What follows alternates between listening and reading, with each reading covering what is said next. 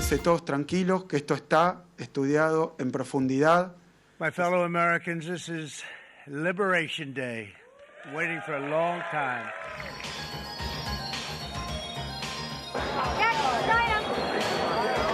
I don't want anything to go down, but sometimes you have to take medicine to fix something. What do you expect the stock market to look like when it opens tomorrow in reaction to this? I don't know. Should we view these as permanent? That, I think we're going to wait and see how this plays out. Do you plan on having negotiations before that date? I just don't know if there are going to be negotiations. Canada and Mexico notably missing on that chart. Why is that? I'm not sure. ¿Puedo cortar esto un minuto? Me quiero ir. ¿Ahora? Sí, me quiero ir. Sí, ¿qué tal? Me quiero ir, me quiero ir. A veces uno tiene ganas de decir, paren el mundo que me quiero bajar. Acá lo tenías al final de este compilado muy bueno que hizo Tommy Muñoz.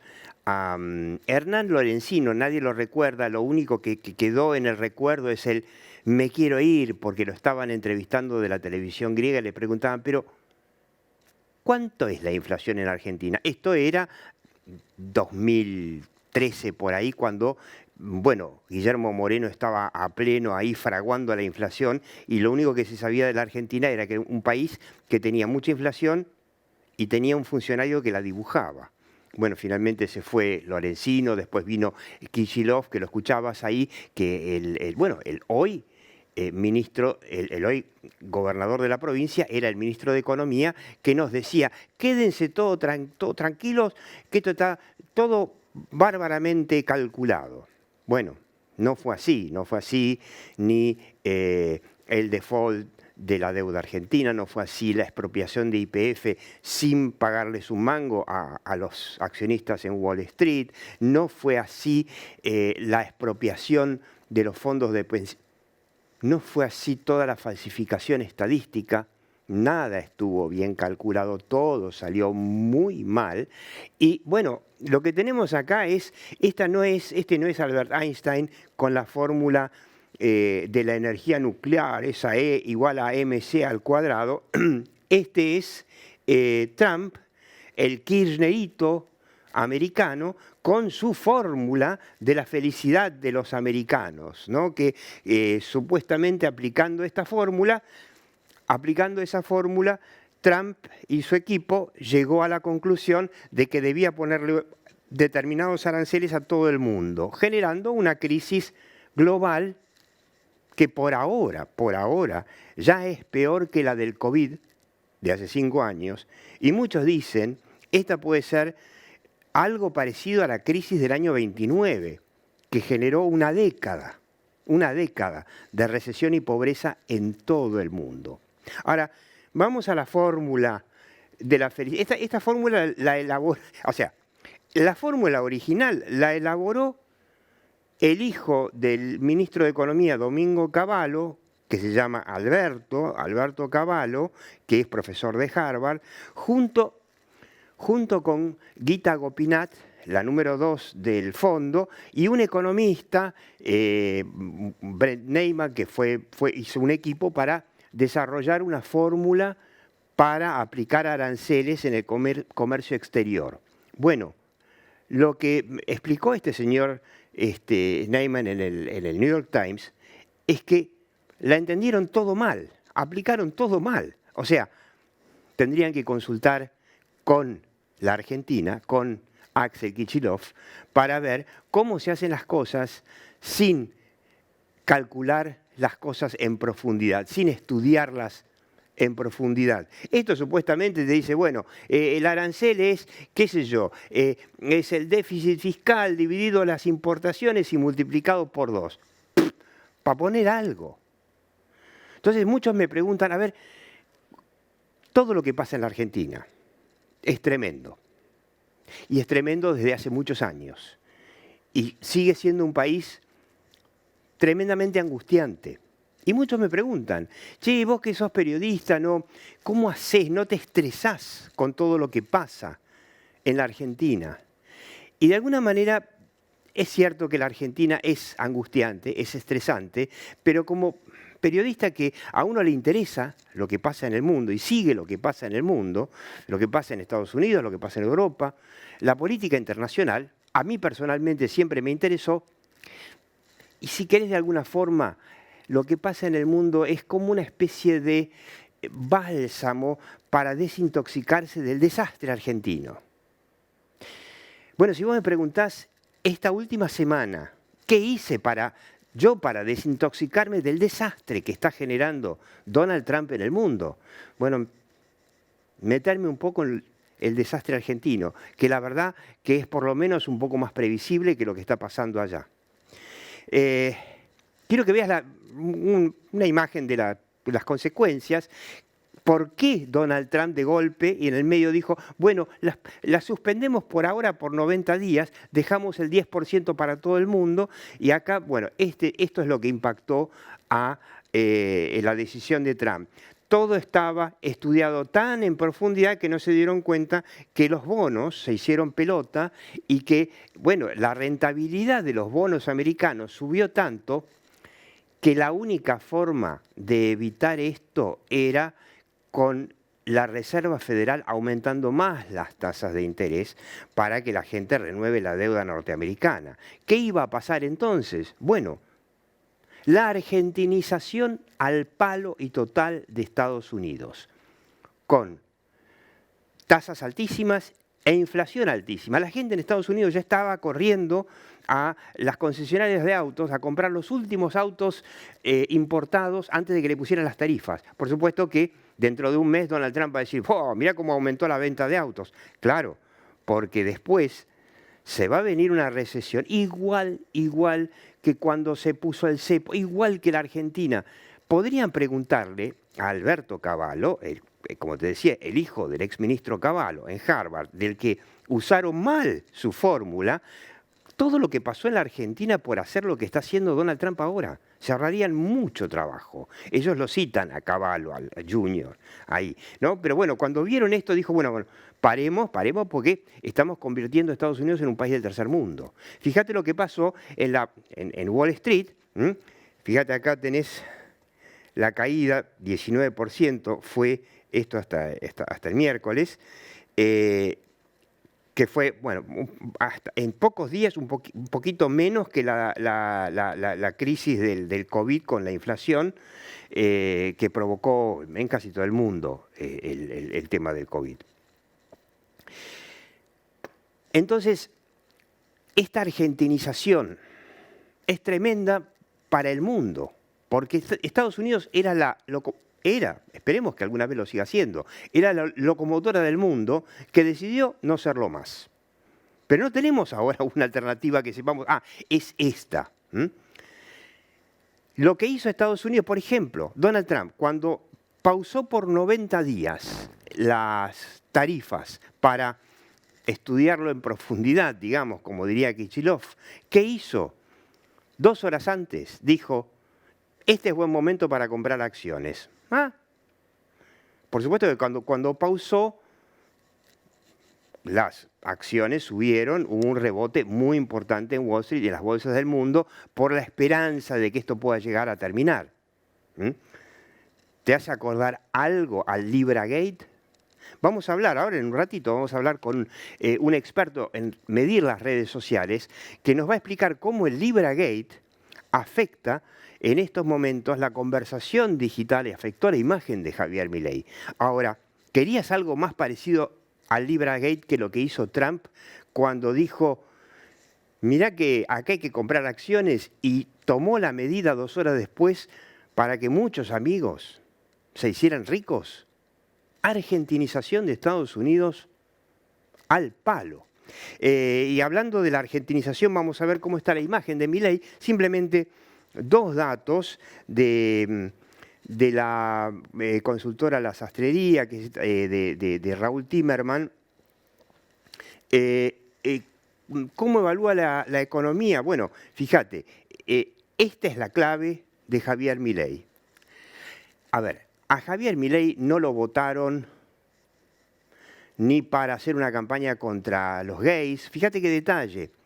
Vos lo tenías en el video al principio, lo podés repasar en YouTube, lo tenías a Scott Bessent, el ministro de Economía, secretario del Tesoro, que el lunes viene a visitar la Argentina. Scott Bessent es un señor que está casado con otro señor. ¿Tendrá algún prurito? Milei, que lanzó en Davos una cruzada contra los homosexuales, que dice que son todos pedófilos, qué sé yo. Bueno, supuestamente, pero viene de buena onda, viene supuestamente a ver si nos ayudan a nosotros. Primero se tienen que ayudar ellos, ¿no? Bueno, te decía, el mandato de Milei, la economía, la ve apenas un tercio bien hoy en día contra 2 tercios mal. Fíjate, acá tenés la tendencia, el negativo, cómo está superando a la línea verde, que es la positiva. A ver, si el mandato es la economía y la economía empieza a generar dudas, bueno, con la ayuda del fondo, quizá la Argentina no se cae, pero hay que recordar que Milei, durante su campaña, insultaba al fondo y se burlaba de los gobiernos, que todos los gobiernos anteriores no tuvieron más remedio que acudir al fondo porque nadie les prestaba plata. Bueno, viva el Fondo Monetario. Quiero que veas que habla de un cambio, el próximo, que te habla directamente de un cambio de paradigma y te dice, bueno, la línea violeta, digamos, de la Libertad Avanza, empieza a bajar, y acá lo ven a subir en una encuesta nacional al peronismo, que hoy, según la sastrería de Timerman, está arriba con un 30% a nivel nacional, ¿no? Y la Libertad Avanza con 23%. Veremos qué pasa en las elecciones en la capital. Ahora hay elecciones en mayo en la ciudad de Buenos Aires, en donde parece, todas las encuestas dan que va a ganar el peronismo, y va a ser histórico que Leandro Santoro va a ser el primer peronista en ganar una elección en la capital, elección local, en 32 años. Esa foto, sobre todo si aparece Cristina en el acto de festejo y le levanta la mano de triunfador a Santoro, esa foto en Wall Street, en Europa, y no va a caer bien a los inversores, ¿no? Bueno,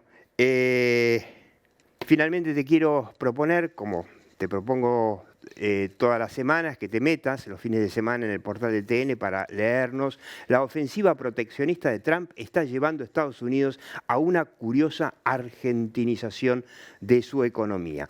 Y espérame, en 2 segundos me voy a sentar con Kevin Grunbaum, que es un experto en redes sociales y que nos dice cómo pudo anticipar y cómo puede anticipar a través de las redes sociales cómo va a estar la opinión pública del gobierno.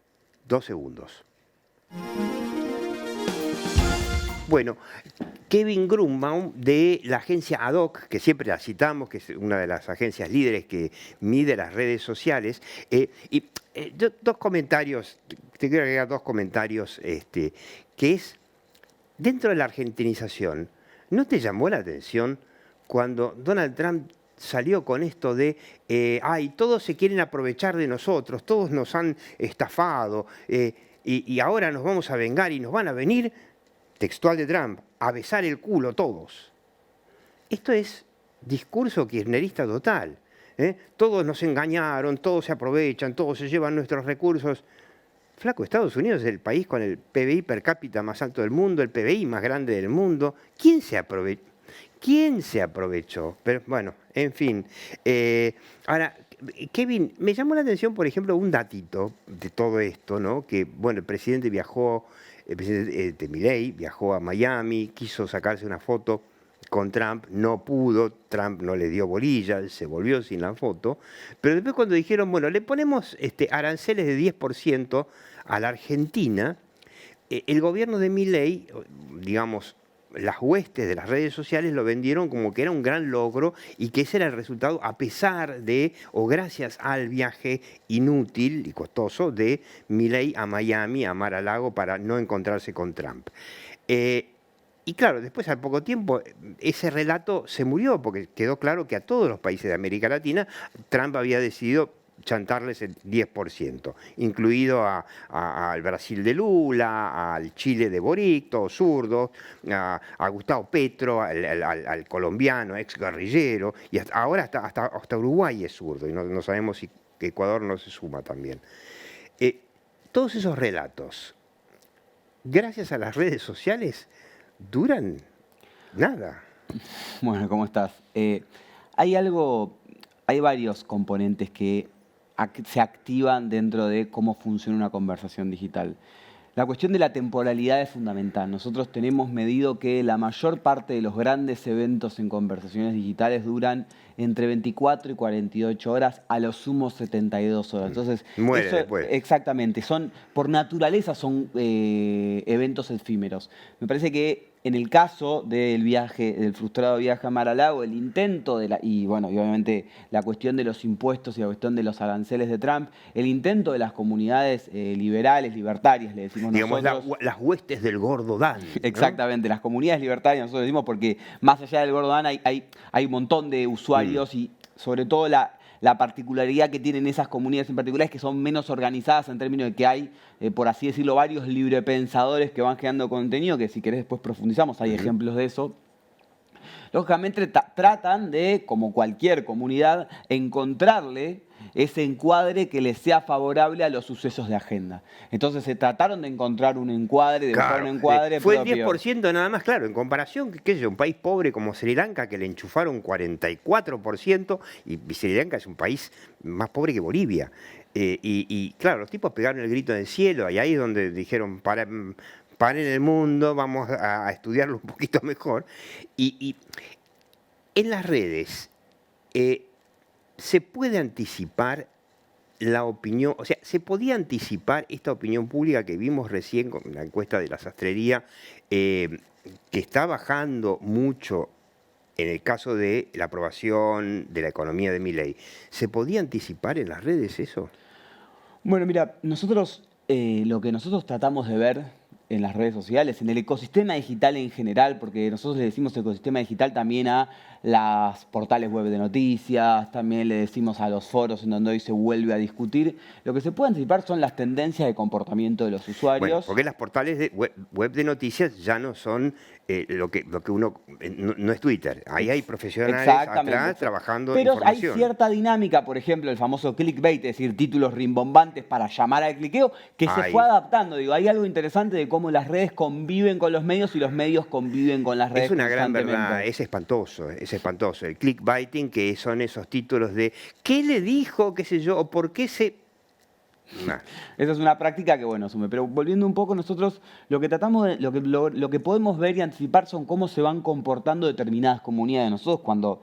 A ver, las redes sociales es un gran universo de plataformas. Pero esas comunidades, perdona, esas comunidades, ¿son todas ad honorem o hay también comunidades pagas, como se supone que, no sé, las huestes del gordo Dan, que no sé si lo hacen gratis? No, bueno, hay comunidades que se forman por interés, que son interés, como nosotros le decimos, es un interés orgánico, que se están y se mueven alrededor, y hay usuarios que claramente... Orgánico, legítimo, gratis. Exacto. De onda. Y hay usuarios que claramente tienen intereses económicos, no solo en participar, sino como pasa en los medios tradicionales, en cierta forma de actuar o cierta cobertura de noticias, ¿no? Yo hago siempre el paralelismo porque hay cosas de los medios que también fueron anticipando, ¿no? A veces creo que sabemos que hay determinados medios que tienen una postura específica en base a intereses económicos o políticos de la organización en general.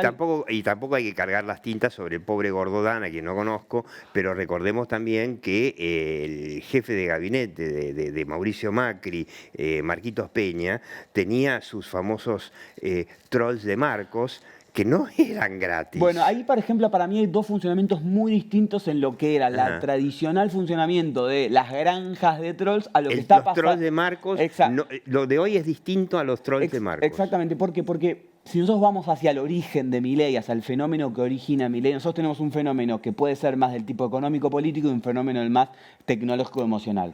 Económico-político lo sabemos, digo, hay dos experiencias fracasadas de gobierno, una economía... Bueno, vamos a hablar hablemos sobre todo de promesa, digo, la promesa de Macri no se cumple y la promesa de Alberto tampoco, porque después Cristina podemos estar a favor o en contra, pero hay una promesa que en teoría se sostiene. Ahora, Bueno. Después está el fenómeno psicológico y tecnológico, que es generaciones, sobre todo de jóvenes, excluidas, no solamente económicas, sino políticamente hablando, y tecnológicamente hablando, la facilidad que vos tenés dentro de las redes sociales para generar sociedad y comunidad. Nosotros somos seres que naturalmente tenemos que estar en sociedad. Y las redes sociales nos permiten eso, nos permiten acercarnos a un otro que tal vez no conocemos, pero que piensa igual que nosotros. Y lo que pasa generalmente es que encima no quiere, o en el caso muchas veces odia a las mismas personas que odiamos nosotros. Entonces eso ya es un fenómeno de cómo se van formando. Entonces en el fenómeno Milei y lo que el Milei logra a la hora de llegar al gobierno es poder conglomerar a muchas de esas grandes comunidades y de hecho verse reflejado. Nosotros antes de las PASO hicimos una medición para ver en promedio cuántas reproducciones tenía cada uno de los candidatos llegando a las PASO. Para que te des una idea, en TikTok... Las PASO 2023. Las PASO 2023. En TikTok, las últimas 10 publicaciones antes de las PASO, Milei en TikTok promediaba los 4 millones de reproducciones. Wow. Y en Instagram los 2 millones de reproducciones. Ese era el otro trollmaker que era Iñaki Gutiérrez, ¿no? Iñaki era el que le manejaba el TikTok. TikTok. El resto de los candidatos no promediaban los 200.000 reproducciones. Entonces, Claro, la Milei, diferencia es abismal. Exacto, hay un fenómeno real y auténtico, sobre todo, en el surgimiento de Milei y en el surgimiento, sobre todo, de la imagen y de la comunidad alrededor de Milei. Eso verdaderamente Milei es distinto Ahora, al resto. yo te invito, ya la conoces porque lo hiciste vos. Quiero que veamos dos ejemplos de la última medición de ADOC, a ver si podemos ver, que es el número 7, en donde, bueno, ahí vos sostenés, no hay recuperación en la imagen digital del gobierno, ¿no? Y vemos que en los últimos meses la barra roja crece. Sí, no solamente crece, sino que la barra roja en febrero y en marzo, que supera el 50%, supera cualquier medición de negatividad del año pasado. Claro. Es decir, la negatividad que estamos en las redes está hoy peor que en el peor momento, donde el año pasado tuvo su bajón, digamos, los en el primeros invierno. meses del año, los primeros 4 meses del año, Milei tenía negatividad más grande que positividad, los últimos 8 tuvo mayor positividad que negatividad. O sea, el año pasado en general fue más positividad. Los 2 primeros meses, en realidad de los 3 primeros meses, estamos hablando de febrero y marzo, los últimos meses, la negatividad del gobierno se sostiene, pese a una cierta baja en el volumen general de conversación, se sostiene la negatividad principalmente por distintos sucesos que pueden ser que no necesariamente suceden en las redes sociales, pero que sí son la mayoría autoinfligidos por el gobierno, que devienen en negatividad. Son el discurso de Davos, hecho por el gobierno, genera negatividad. Eso fue, a ver, un error no forzado increíble. Bueno, Libra, otro error no forzado increíble. Después tenés la entrevista con Johnny Viale, Tremendo. que tiene otro error no forzado. Acá lo tratamos mucho de cómo podés, como dicen los yanquis, si querés salir de una crisis y estás en un pozo, deja de cavar. Ahí decidieron, cavemos más profundo. Después tenés el escándalo, por así decirlo, darle un nombre medio rimbombante en la apertura de sesiones entre Santiago Caputo y Facundo Manes. Digo que termina y se habló de eso y no se habló del resto. Quizás esa era la intención, ¿no? Porque ahí en el discurso mismo, Milei fue bastante complicado, ¿no? En un momento que lo analizamos, cuando miró para un costado y dijo, venime a hablar de criptoescándalo, de esquema Ponzi. Con lo cual Milei terminaba admitiendo que él lo que había hecho era un esquema, una especie de esquema Ponzi, y me parece que lo que quiso hacer Santiago Caputo es, como dice, el llevarse la marca. Armo lío para las redes sociales, pero eso sale mal. No, bueno, y después tenés Bahía Blanca, después tenés el conflicto con los jubilados, hace poco tuviste el 24 de marzo, que nunca en general es positivo para el gobierno y no lo fue.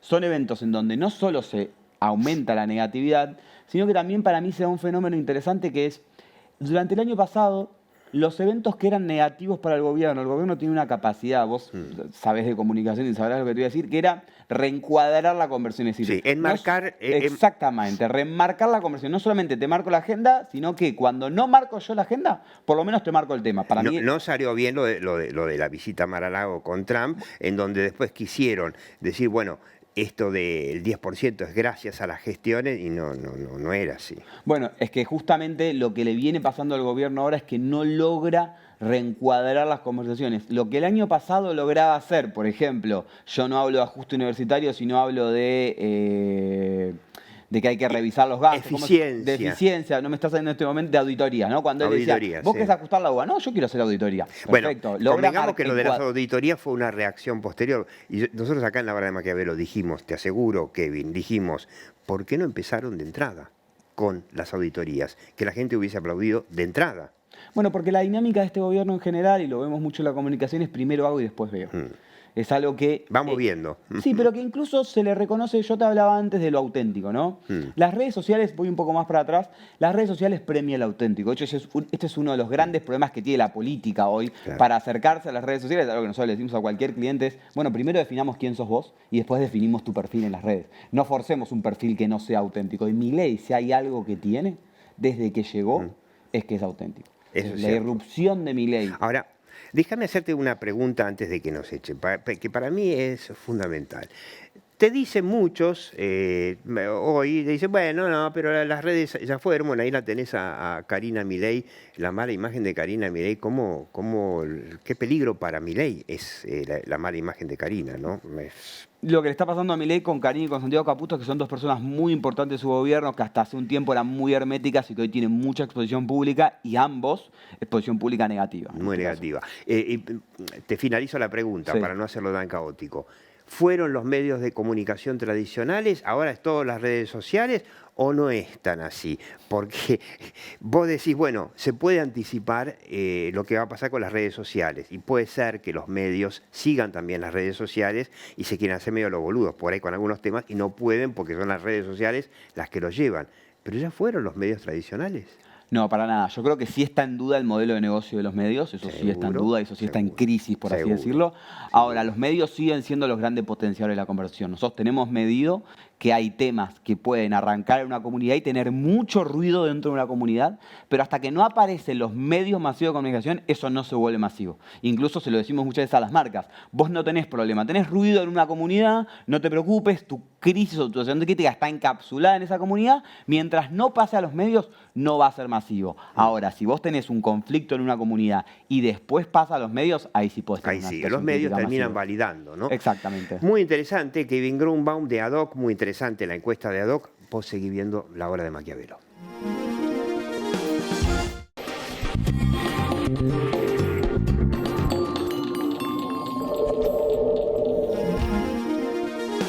Hola, soy el McDonald's del Obelisco.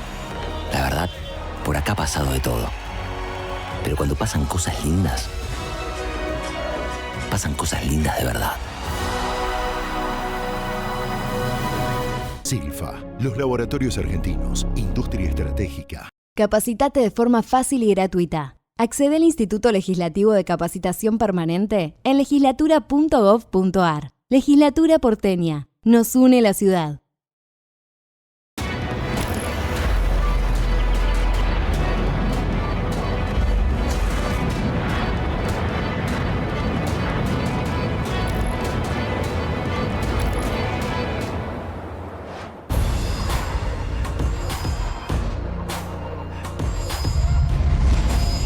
Hay un sistema integral de seguridad cuidándote en la ciudad. Ante cualquier emergencia, denuncia al 911. Buenos Aires Ciudad, vamos por más.